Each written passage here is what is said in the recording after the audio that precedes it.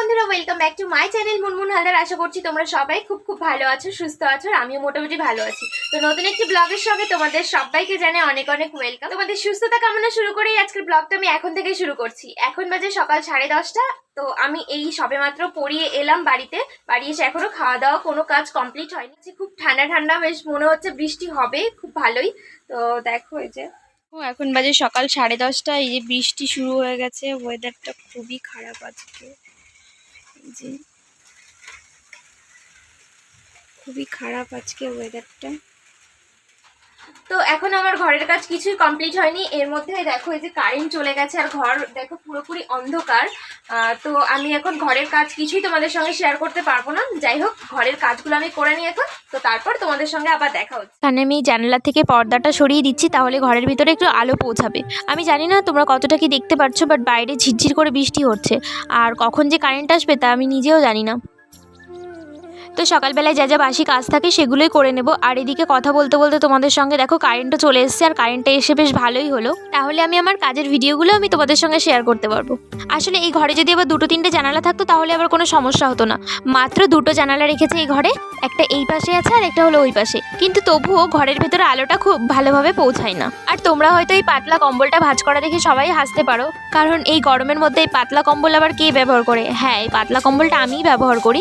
আমার অ্যাকচুয়ালি গায়ের উপর কিছু না দিলে ঘুম হয় না, সেটা হোক গরম বা বর্ষা বা বৃষ্টি, যাই হোক না কেন আমার এনি টাইম এই কম্বলটা লাগবেই। তো তারপর আমার বিছানাটা ওঠানো হয়ে গেছে, আর বিছানার চাদর দেখো টান না থাকলে কিন্তু একদমই ভালো লাগে না দেখতে। পরে আমি বিছানার চাদরটা ভালো করে টান করে নেব, আর বিছানাটা ভালো করে ঝেড়ে নেব, কারণ রাত্রে ঘুমানো হয়েছে, আবার মানে বাসি বিছানাটা ভালো করে তো পরিষ্কার করতেই হবে, তাই না?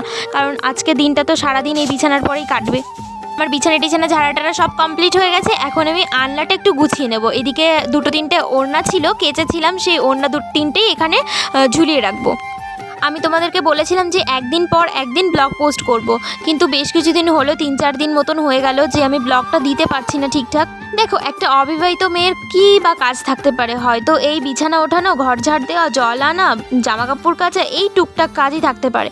আবার সেখানে যদি একটা বিবাহিত মহিলা হতো, অনেক কাজই থাকে তার সংসারে, রান্না করা, ঘর গোছানো। হ্যাঁ, ঘরটা তো আমিও গোছাই, এটা ঠিক, কিন্তু একটা অবিবাহিত মেয়ের থেকে একটা বিবাহিত মহিলার আরও ঘরে বেশি কাজকর্ম থাকে।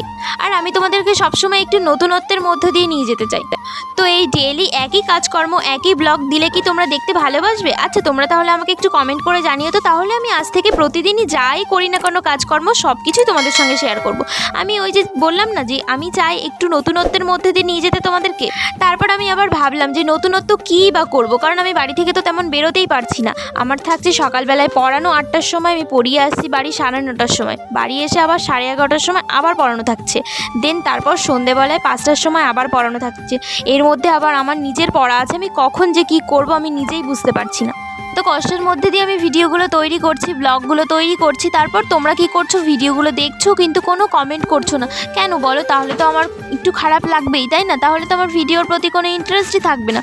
আর তোমরা যদি আমার ভিডিওটাতে কমেন্ট করো তাহলে আমার খুবই ভালো লাগবে। এত কষ্টের পরেও যদি আমি ব্লগটা পোস্ট করি, তোমরা যদি কমেন্ট করো তাহলে আমার আরও বেশি খুশি লাগবে মনটা।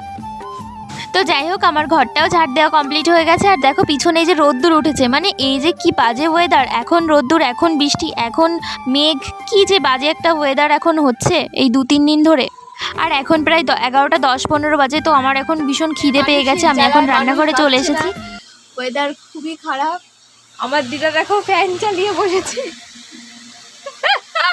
আমি খাই না, আমি কুমড়ো ভাজা খাই না। আর এখানে আমি খেতে বসেছি, আর দিদা আমাকে বলছে যে কুমড়ো ভাজা খা, ভালো লাগছে, দেখ মিষ্টি মিষ্টি। আর আমি বলছি না আমার কুমড়ো ভাজা খেতে একদমই ভালো লাগে না, কারণ ওই মিষ্টি মিষ্টির জন্যই আমার পছন্দ হয় না।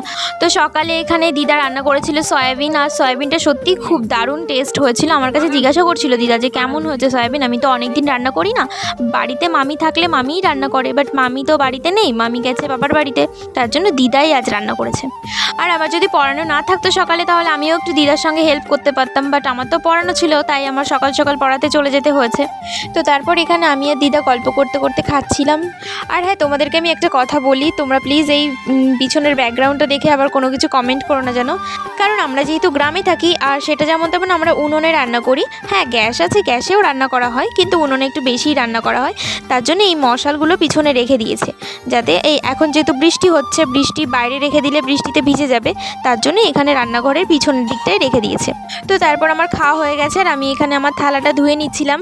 আর মামা এসছে বাড়িতে, মামাকে খেতে দিচ্ছে। দিদার এখনও খাওয়া দাওয়া কমপ্লিট হয়নি, তো খাওয়া দাওয়া হয়ে গেলে দিদার থালাটা দিদা নিজেই ধুয়ে নেবে।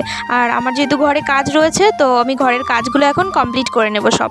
আর আজকে আমি পড়াতে গেছিলাম, কিছু খেয়ে যাইনি, তো সেই কারণে আমার বাড়িতে এসে ভীষণ খিদে পেয়ে গেছিলো। তাই দিদাকে বললাম যে ভাত বাড়তে, দিদা ভাত বেড়ে আমাকে ডাকছিল। আমি ভাবলাম যে তাহলে খেয়ে নিই, খাওয়া দাওয়ার পরে আমি আবার কাজগুলো করে নেব। তো একটু আগেই আমি তোমাদেরকে বলছিলাম যে বৃষ্টি হতে পারে হয়তো ভীষণ, কিন্তু দেখো এরই মধ্যে ভীষণ রোদ্দুর উঠে গেছে, রোদ ঝলমলে আকাশটা দেখো কি সুন্দর পরিষ্কার হয়ে গেছে, আর রোদ্দুরও বেশ ভালোই উঠেছে। তাই এখনকার ওয়েদার কথা একদমই বলা যাবে না যে কখন কি হচ্ছে আমরা নিজেই বুঝতে পারছি না। তো তারপরে আমি এই যে ঠাকুরের থালা বাসনগুলো কালকে রাত্রেই নামিয়ে রেখেছিলাম, মানে যখন সন্ধ্যা দিই তখনই আমি সব পরিষ্কার করে রাখি সিংহাসনটা, তাহলে আমি কি বলতো পরের দিন সকালবেলায় সব কিছু পরিষ্কার করে রাখতে পারি আগে আগে।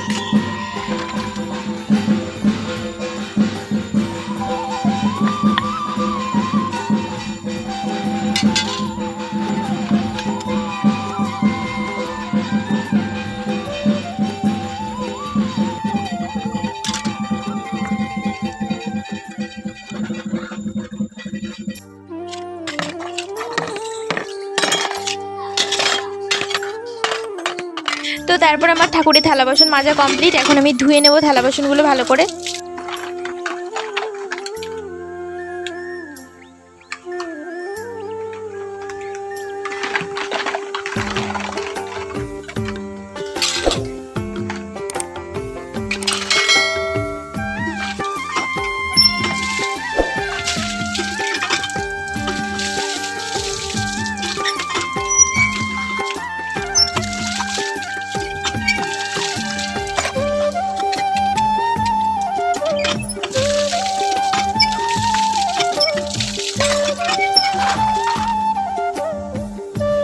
তোমরা দেখতেই পেলে আমার ঠাকুরের থালা বাসন ধোয়া কমপ্লিট হয়ে গেছে। আর এখন আমি এই যে ফুল তুলে নেব আমাদের গাছ থেকে। এটা হলো সাদা ফুল গাছ আমাদের, এটা রাস্তার পাশে একদম। আমার দিদার আজ যেহেতু সকাল সকাল পুজো দেওয়া হয়ে গেছে, তো ফুলও রাখতে হয়তো ভুলে গেছে। দেখলাম ঘরে কোনো ফুল নেই, তো গাছে কিছু ফুল আছে ডালের ভিতরে সেগুলো আমি তুলে নেব। যে অল্প কিছু ফুল আছে গাছে ভিতর দিয়ে আছে, আর বাড়ির সাইডে পুজো হচ্ছে, তো এখন ঢাকের আওয়াজ হয়তো শোনা যেতে পারে। আমি তাহলে ফুলগুলো তুলে নিই, সাজিটা এক জায়গায় রেখে দিই। এখানে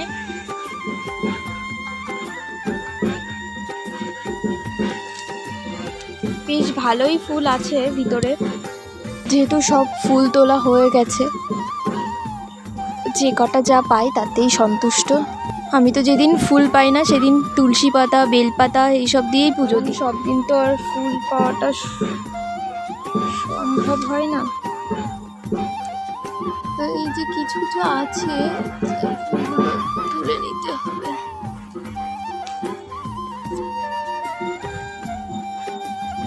এর ভিতর দিয়ে ফুলগুলো আছে,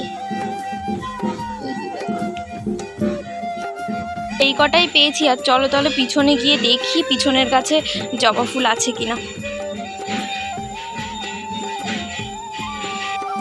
তো জবা ফুল গাছে এই যে দুটো তিনটে ফুল আছে, আর উপরের দিকে আছে, ওগুলো হয়তো পারবো না তুলতে।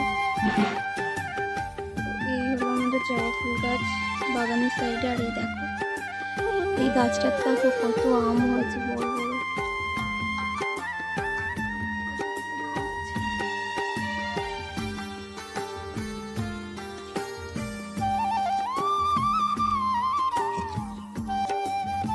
ভালোই আম হয়েছিল, ডালের ভিতরে চাপা পড়ে যাবে সরিয়ে না দিলে।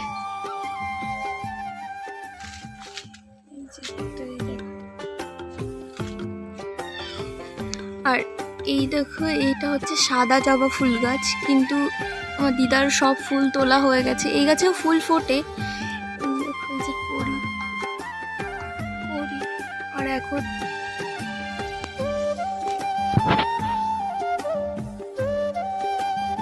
কড়িও আছে, ফুলও ফোটে।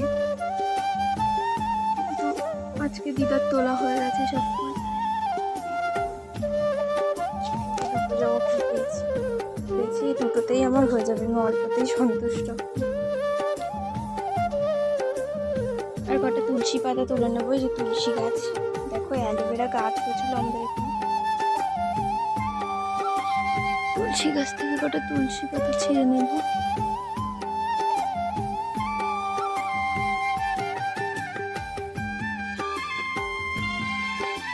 যেদিন যেদিন ফুল পাই না সেদিন ওই তুলসী পাতা, বেলপাতা, দুব্ব দিয়েই পুজো দিই। আমাদের গাছ থাকলেও ফুল সব দিন পাওয়া যায় না, হয়তো দিদার পুজো দেওয়া হয়ে যায় আগে আগে, নয়তো অন্য লোকেরা তুলে নিয়ে যায়। তো যারা পাই তোলা হয়ে গেছে, একটু জলে ছিটি দিয়ে।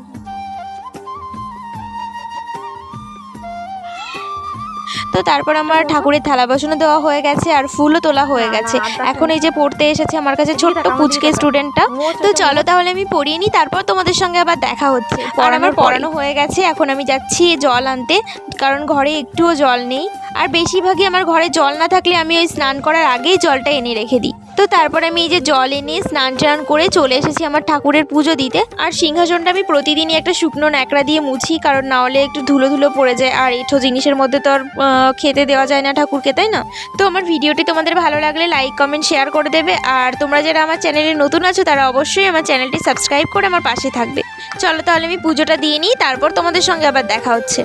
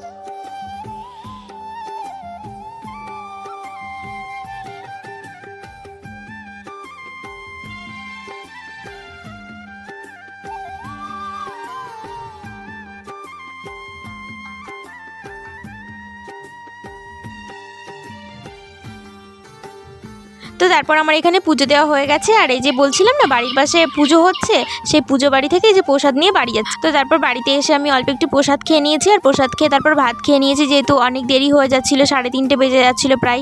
তো ভাত টাত খাওয়া হয়ে গেছে, আর এখানে ঘরে ছিল মৌসম্বি, লেবু আর শশা, তো সেটাই আমি এখন খেয়ে নেব। আর আমি দুপুরে খাওয়া দাওয়া করে একটু রেস্ট নিচ্ছিলাম, সেই কারণে আমি আর তোমাদের সঙ্গে ব্লগটা শেয়ার করতে পারিনি। তো এখন বাজে সন্ধ্যা 6:30, আর আমার ছোট্ট স্টুডেন্ট চলে এসেছে পড়তে। তো পড়াশোনা হয়ে যাক, তারপর তোমাদের সঙ্গে আবার দেখা হচ্ছে। তো তারপর আমার পড়ানো টড়ানো কমপ্লিট হয়ে গেছে। এখন আমি চলে এসেছি একটু বাড়ির পাশে এই যে হরিসেবা হচ্ছে সেখানেই, যদিও অন্ধকার তাই কিছুই দেখা যাচ্ছে না।